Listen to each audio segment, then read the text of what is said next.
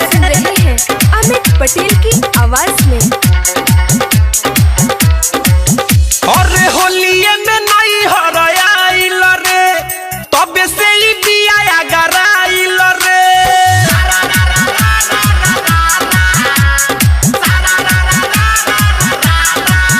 अरे होलिये में नहीं हराइल रे, तबे से ही दिया गराइल रे। नहीं सुधरत बिया मारी के तनो तानवा रे।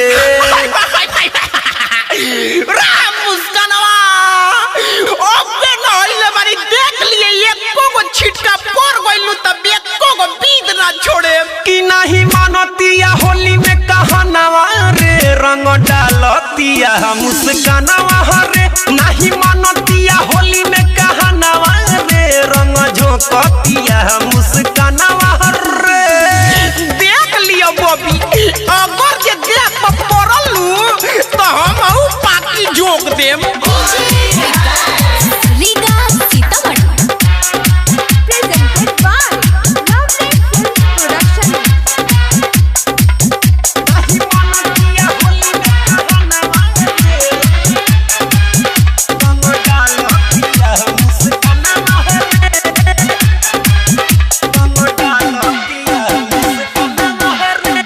कर के ही छोड़ी पागल रे, पीछे दिया हमारा लागल रे।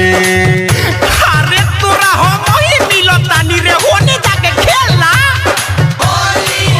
और कर के ही छोड़ी पागल रे, पीछे दिया हमारा लागल रे। कबले है एकरा डर से यारवा एने ओने फिरी भागल रे। एकरा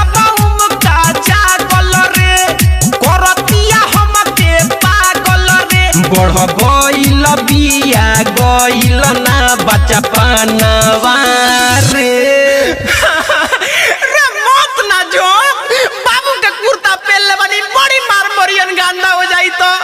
नहीं मानतिया होली में कहनावा रे, रंग डालतिया मुस्कानावा रे। नहीं मानतिया होली में कहनावा रे, रंग झोंकतिया मुस्कानावा रे।